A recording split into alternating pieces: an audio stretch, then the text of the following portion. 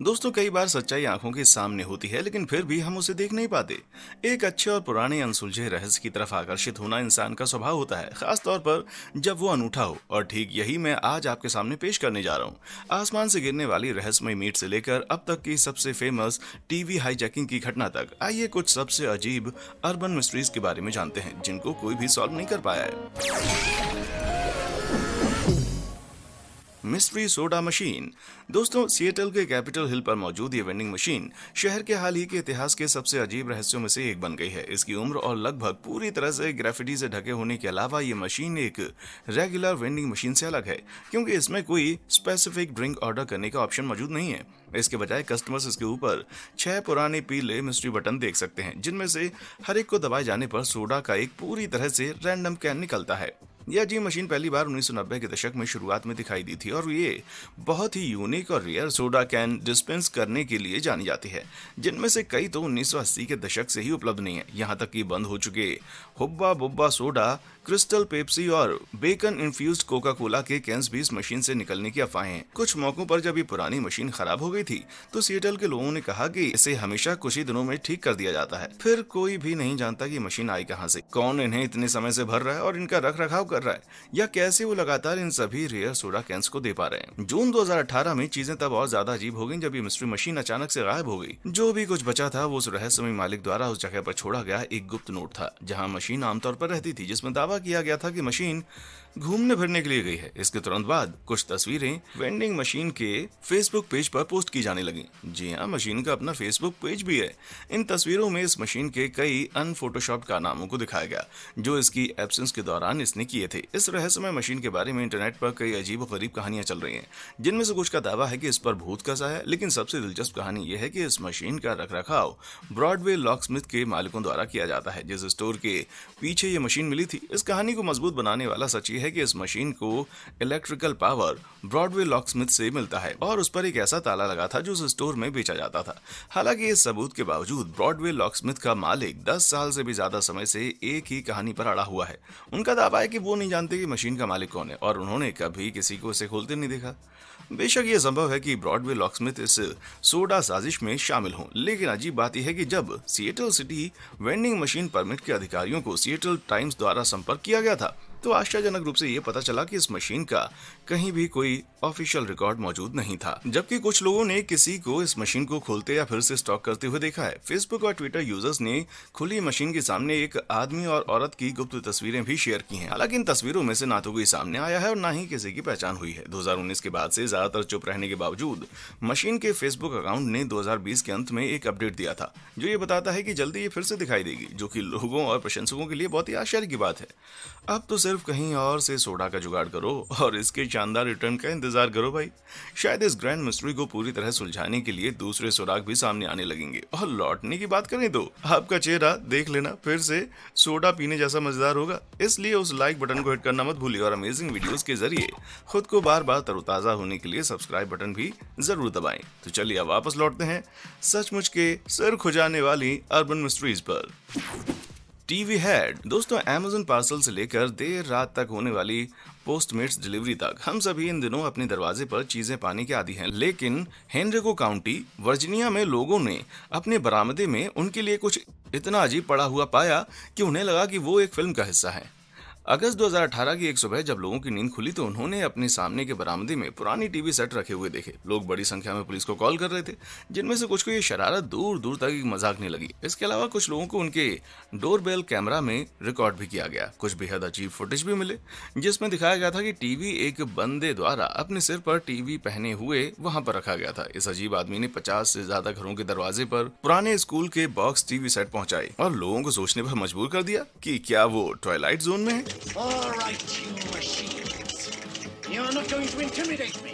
कुछ ऑनलाइन जासूसों ने हेनरिको में रहने वाले जैक लेविट द्वारा पोस्ट किए गए एक यूट्यूब वीडियो की तरफ इशारा किया, जिसने अपने दोस्तों के साथ मिलकर इस घटना को रिकॉर्ड किया था।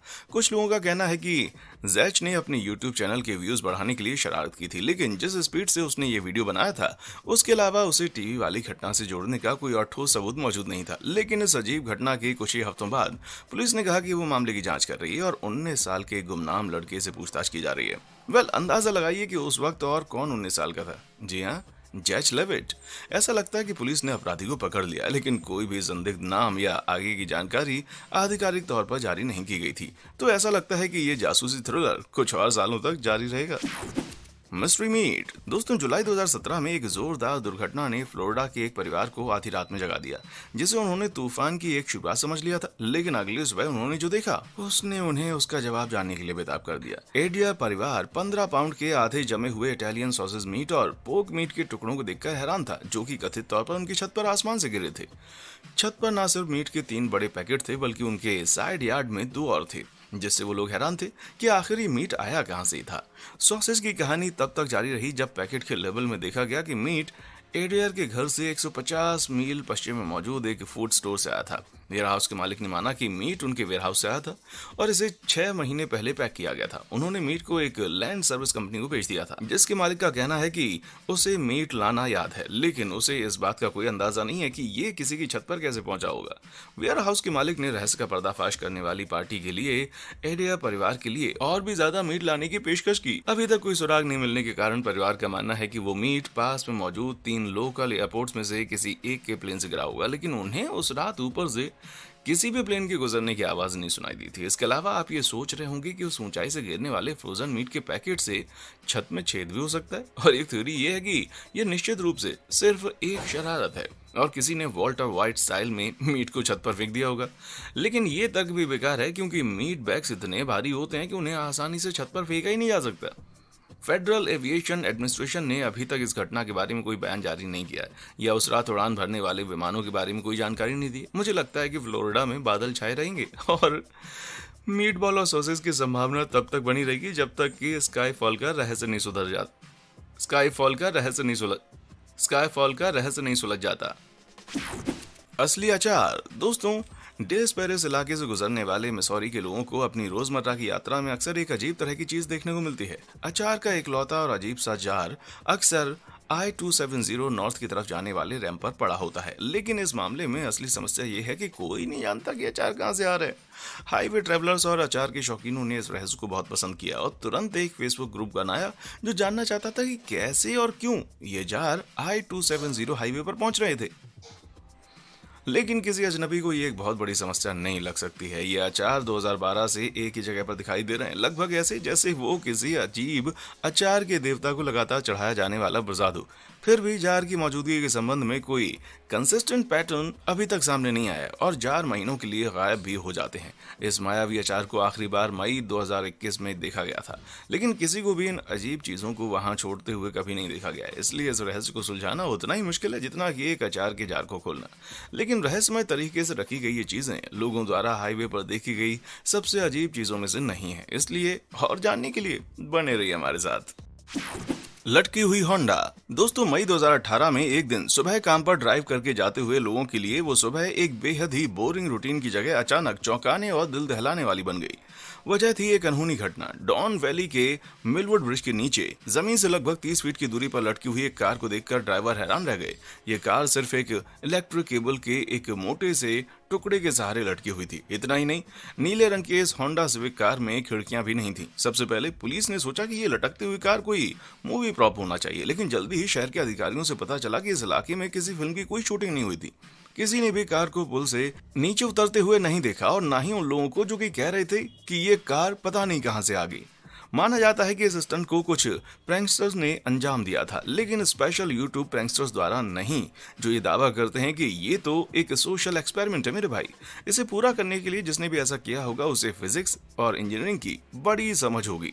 ये देख करके कैसे उसने कार को जितना ज्यादा हो सके उतना हल्का बनाने के लिए इंजन, ट्रांसमिशन और उसके दूसरे भारी हिस्सों को हटा दिया था। इसकी संभावना ज्यादा है कि पुल से धक्का देने के बजाय कार को जमीन से उठा लिया गया था, जिससे पता चलता है कि किसी ने कुछ क्यों नहीं देखा। इसी तरह का एक स्टंट 2001 में स्टूडेंट इंजीनियर्स के एक ग्रुप द्वारा किया गया था, जिन्होंने वैंकूवर के आयरन वर्कर्स मेमोरियल ब्रिज की रेलिंग से एक पुरानी वॉक्सवैगन बीटल कार की बॉडी को लटका दिया था। लेकिन उनकी कोशिश नाकामयाब रही और उनकी कार नीचे नदी में गिर गई और उन स्टूडेंट्स को गिरफ्तार कर लिया गया था। जब टोरंटो की लटकती हुई होंडा की बात आई तो पुलिस बिना किसी को चोट पहुंचाए कार को नीचे उतारने में कामयाब रही, लेकिन आज तक कोई भी इस बात की जानकारी के साथ सामने नहीं आया है कि किसने इतने बड़े स्टंट को अंजाम दिया था। नोम प्लेस लाइक होम। दोस्तों, अगर आप या आपके किसी जानने वाले के पास गार्डन नोम है तो आपको उस पर कड़ी नजर रखनी चाहिए। ब्रिटिश कोलंबिया कनाडा में रहने वाली बेव्यॉक दिसंबर 2015 में एक मिस्टीरियस सीरियल नोम किडनैपिंग मामले में फंस गई और पिछले 40 सालों से ऐसे ही मामले रुक रुक कर सामने आते रहे हैं। उसके गार्डन से उसके नोम के गायब हो जाने के बाद बेव ने अपने छोटे दोस्त को फिर से देखने की सारी उम्मीद खो दी थी। लेकिन अगले साल 25 जुलाई को बेव ने देखा कि उसका लॉन और वहां का माहौल पहले जैसा हो गया था, क्योंकि उसका फुटबॉल खेलने वाला नोम अचानक उसके सामने गेट से बंधे बैग में फिर से प्रकट हो गया था।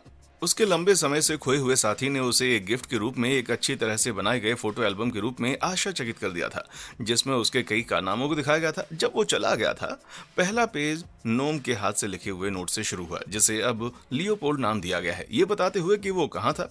एल्बम के बाकी हिस्सों में इस छोटे ट्रैवलर को बहुत सारी सेल्फी के लिए पोज देते हुए भी दिखाया गया था, जिसमें ग्रैंड कैनियन के सामने ली गई एक तस्वीर भी शामिल थे।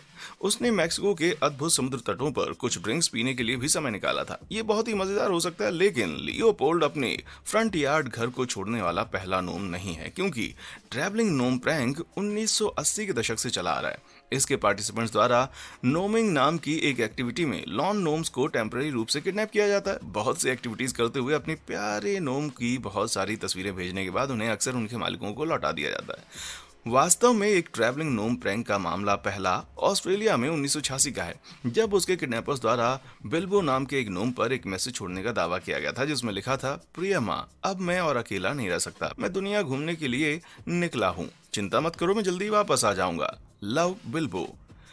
जबकि बिल्बो द नोम की तकदीर का कुछ पता नहीं है, क्योंकि इस बात का कोई रिकॉर्ड नहीं है कि वो घर लौटा या उसे कोई जादुई अंगूठी मिल गई थी। लेकिन लियोपोल्ड वापस लौट आया था, अपने कुछ साथियों से अलग।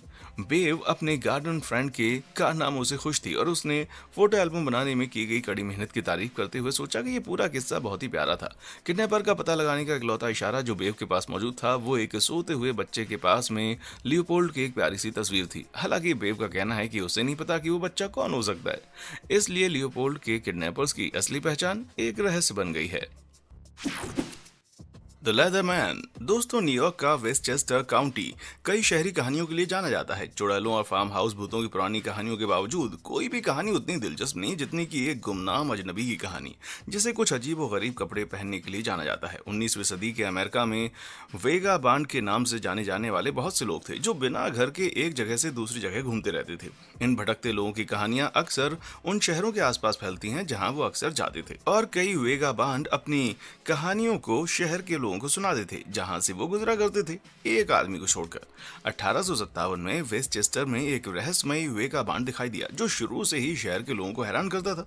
वो सिर से पैर तक रफली सिले हुए धब्बेदार लेदर के कपड़े पहने हुए, एक टोपी भी पहनता था और एक पतलून पहनी हुई थी उसने, जो कि उसकी छाती तक जा रही थी। लेदर के जूते पहने हुए थे और एक बड़ा लेदर का कोट पहना था जो उसके घुटनों के ठीक ऊपर तक जा रहा था। न सिर्फ उसके लेदर के कपड़ों ने उसे थोड़ा अजीब बना दिया था, बल्कि उसने अपने बारे में कोई जानकारी देने से इनकार कर दिया था, यहाँ तक कि उसका नाम भी नहीं और ना ही वो कहाँ से आया था। इसलिए अपने अजीबोगरीब पहनावे के कारण उसे लेदरमैन के नाम से जाना जाने लगा। लेदरमैन के बारे में सभी को सिर्फ एक ही बात पता थी कि वो साल दर साल एक लंबा रास्ता तय करता था। लेदरमैन हर महीने पैदल हडसन और कनेक्टिकट नदियों के बीच 365 मील का एक मुश्किल लेकिन नियमित चक्कर लगाता था। इस आदमी ने इस राउंड ट्रिप पर अपने 60 पाउंड के लेदर के कपड़ों को पहनकर वर्कआउट के लिए खुद को तैयार किया था, जिसमें उसे हर बार लगभग 34 दिन लगते थे। लेदरमैन का रास्ता इतना प्रिसाइज था कि लोग अपनी घड़ियों को उसके आने के टाइम के हिसाब से सेट कर सकते थे। 1889 में लोगों को यह एहसास होने लगा कि ओल्ड लेदरमैन अब उनके शहर में नहीं आ रहा है। अफसोस की बात यह है कि उसकी लाश 24 मार्च को 100 मील वुड्स में मिली थी, जो एक गुफा में छुपी हुई थी, जहां वो अक्सर बर्फीले तूफान और दूसरे भयानक मौसम से बचने के लिए चला जाया करता था। उसकी मौत मुंह के कैंसर से हुई थी, जो शायद उसके सिगरेट पीने के कारण हुई थी। जिन लोगों ने उसे देखा, उन्होंने उसके पर्सनल सामान की तलाशी ली और उन्हें इस बात की सबसे महत्वपूर्ण जानकारी वहां से मिली कि लेदरमैन कौन था। उसके शरीर पर उन्हें फ्रेंच भाषा में एक प्रेयर बुक मिली, जिससे कई लोगों को यह विश्वास हो गया कि वो असल में एक फ्रेंच कैनेडियन बंदा था। प्रेयर बुक और उसके घूमने के अलावा उसकी जिंदगी के ऐसे बहुत से हिस्से हैं जिनके बारे में हम नहीं जानते हैं, जो उसकी पर्सनैलिटी के बारे में हमें बहुत कम समझ देते हैं। वो जहां भी जाता था उसे लेदर पहनने के लिए जाना जाता था। जब वो सड़कों पर घूम नहीं रहा होता था, तब वो साधुओं की तरह गुफाओं में रहता था, जो उसके गुप्त स्वभाव की खासियत थी। कहा जाता है जब उसकी मौत हुई थी तो लोगों ने उसके शरीर को न्यूयॉर्क के ओसिंग में स्पार्टा कब्रिस्तान के गरीब आदमियों के लिए बनाए गए हिस्से में दफना दिया था। लेकिन लोग अभी भी इस अजीब आदमी से आकर्षित हैं और 2011 में उन्होंने ओल्ड लेदरमैन की कब्र को एक हलचल वाली सड़क से दूर किसी अच्छी जगह ले जाने के लिए याचिका भी दायर की थी। लेकिन लेदरमैन की जिंदगी के खास रहस्य को ध्यान में रखते हुए जब कब्र को खोदा गया तो लेदरमैन के अवशेषों का कोई भी नामो निशान नहीं मिला। सिर्फ कॉफिन की कुछ कीलें मिली जिन्हें बाद में पुरानी कब्र की जगह से कुछ मिट्टी के साथ एक बॉक्स में फिर से दफना दिया गया था। लेदरमैन शायद अपने रहस्यों को अपने साथ कब्र में ले गया था क्योंकि रिसर्चर्स अवशेषों की कमी के कारण इस अजीब आदमी के असली इतिहास का ठीक से पता लगाने में नाकामयाब रहे। इस अजीब यात्री के रहस्य का कोई सही जवाब न होने के कारण कीलों और मिट्टी को 25 मई 2011 को पास के कब्रिस्तान में एक नए ग्रेवस्टोन के नीचे फिर से दबा दिया गया था जिसमें लिखा था द लेदरमैन। PK kid. दोस्तों, हमें से ज्यादातर लोग स्प्रे पेंटेड ग्रेफिटी को रोजाना देखते हैं। हालांकि ये बड़े पैमाने पर पुलों के नीचे, बॉक्स ट्रकों के पीछे और रेलवे लाइंस के पीछे छुपी होती हैं। लेकिन क्या हो अगर मैं आपसे ये कहूं कि ऐसा ग्रेफिटी आर्टिस्ट है एक जिसका काम इतना आश्चर्यजनक जगहों पर दिखाई देता है कि उसका सिर्फ एक ही लॉजिकल जवाब हो सकता है।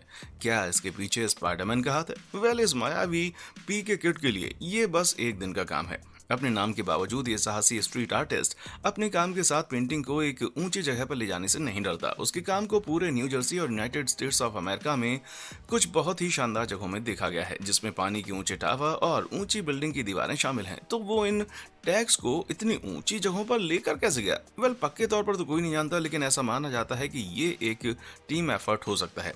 कुछ स्थानीय लोगों का मानना है कि पीके और केआईडी दो अलग अलग स्ट्रीट आर्टिस्ट हैं जो सबसे ऊंचे लेवल के आर्ट के चाहने वाले हैं। माना जाता है कि ये कथित टीम अपने कैनवस तक पहुंचने के लिए क्लाइंबिंग रोप्स और दूसरी स्केलिंग तकनीकों का इस्तेमाल करती है जहां कोई और पहुंचने की हिम्मत नहीं करता। जबकि न्यू जर्सी के रॉक क्लाइंबिंग जिम के किसी भी मेंबर से पूछताछ शुरू नहीं की गई है। कुछ का आरोप है कि पीके किड वास्तव में लॉस एंजलिस के प्रीचर का बेटा डिएगो रिवेरा है और पीके का मतलब प्रीचर्ड किड है। ये देखते हुए कि डिएगो को एक ग्रेफिटी आर्टिस्ट के रूप में जाना जाता है। इस थ्योरी में थोड़ा वजन हो सकता है, लेकिन हमारे लिए इस तरह की ग्रेफिटी के गलत रूप का मतलब है कि भैया कलाकार अक्सर अपनी पहचान छुपा कर रखते हैं। पीके किड के नाम से जाने जाने वाले रहस्यमय डेयरडेविल के लिए ये काफी हद तक सच साबित हुआ है। Headroom hijack. दोस्तों, 22 नवंबर 1987 की शाम शिकागो, इलिनॉइस टेलीविजन ऑडियंस के लिए एक नॉर्मल संडे नाइट की तरह शुरू हुई। लेकिन WGN टीवी के 9 बजे के न्यूज कास्ट ने जब अपने स्पोर्ट्स सेक्शन की ओर रुख किया तो शहर भर के टीवी स्क्रीन काले हो गए। 15 सेकंड बाद एक अजीब व्यक्ति दिखाई दिया और इसी के साथ 30 साल के टीवी रहस्य का जन्म हुआ।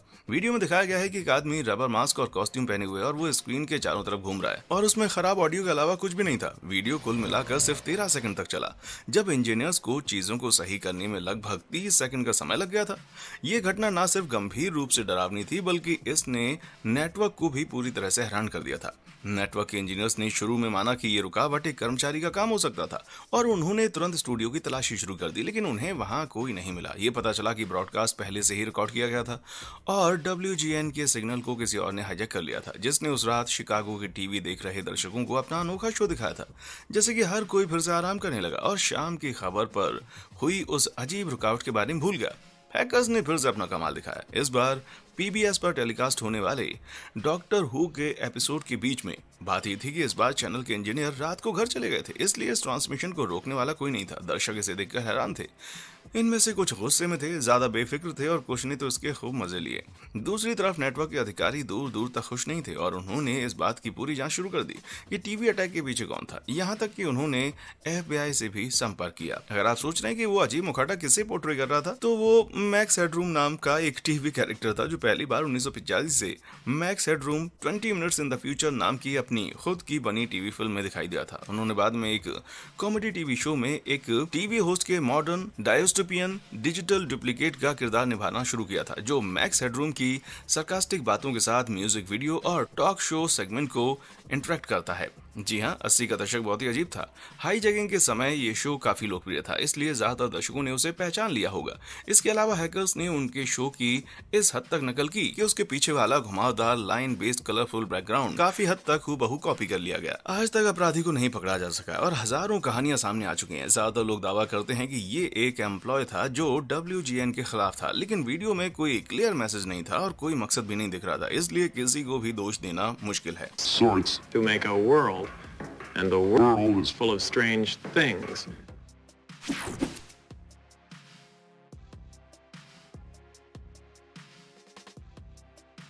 Potatoes. Boil them, mash them, stick them in a आलू वाला stew. प्रेत। आलू से संबंधित भूतों की कहानी आपने ज्यादा नहीं सुनी होंगी, लेकिन वो भयानक स्टार्ची डर 2019 में जैक्सन मिसिसिपी के लोगों के लिए एक भयानक सच्चाई बन गया था। मंगलवार 9 अप्रैल 2019 को जब एक लेडी बेल हेवन एरिया में काम पर जाने के लिए तैयार हो रही थी तो उसने अपनी कार के बोनट पर एक रहस्यमय पदार्थ से भरा हुआ स्टायरोफोम का कटोरा देखा। करीब से देखने पर उसने देखा कि कटोरा मैश किए हुए आलू के ढेर से भरा हुआ था। आलू की समस्या के बारे में उसके फेसबुक पोस्ट के बाद दूसरे लोगों ने आलू मैश के साथ अपनी समस्याओं पर चर्चा करने के लिए कमेंट्स करना शुरू कर दिया। एक बंदे ने कहा कि जब पोटैटो मैश का कटोरा उसके पोस्ट पर छोड़ दिया गया था तो उसने लगभग उसमें अपना पैर रख दिया था। ये पता चला कि लोगों की कारों, सामने के बरामदे और मेल बॉक्स पर मैश के कटोरे रातों रात लगभग हर जगह आ गए थे। लेकिन इन स्पोर्ट्स में कुछ भी अजीब नहीं था। लोगों ने जो कोई भी इसके पीछे था उसे पोटैटो फैंटम कहना शुरू कर दिया था। कुछ लोग डरे हुए थे कि आलू में जहर हो सकता है, लेकिन 3 सेकंड के नियम का पालन करते हुए किसी ने भी उनको चखने की हिम्मत नहीं की। बहुत से लोग आलू के स्टंट को एक मजेदार शरारत के रूप में अनदेखा करके खुश थे, लेकिन कुछ दूसरे लोगों ने मौजूद सुरागों को छीलना शुरू कर दिया था और एक बड़े सुराग का खुलासा किया जो ऐसा लग रहा था कि इस रहस्य को सुलझाने में मदद कर सकता है। एक बंदे ने बताया कि आलू की शरारत के शिकार हुए कई लोग पास की एक यूनिवर्सिटी के स्टाफ और स्टूडेंट थे। हो सकता है कि विक्टिम्स ने कॉलेज कैफेटेरिया में मैश किए हुए आलू का आखिरी स्कूप लेकर किसी के साथ गलत किया हो। शायद किसी ने कॉलेज के फार्मिंग कोर्स के लिए अप्लाई किया और फिर वो रिजेक्ट हो गया हो और उसने अपनी फ्यूचर क्लासमेट्स और प्रोफेसर से बदला लेने के लिए अजीब तरीका निकाल लिया हो। लेकिन आज तक कोई जवाब नहीं मिला है। फिलहाल अपराधियों ने अपनी पहचान छुपाने का तरीका ढूंढ लिया है। तो पोटैटो के शरारतियों के लिए ये गेम सेट और मैश लगता है भाई। दोस्तों, क्या आपके शहर में कुछ अनसुलझा रहस्य है? मुझे नीचे कमेंट सेक्शन में आकर बताएं। और हाँ, देखने के लिए शुक्रिया।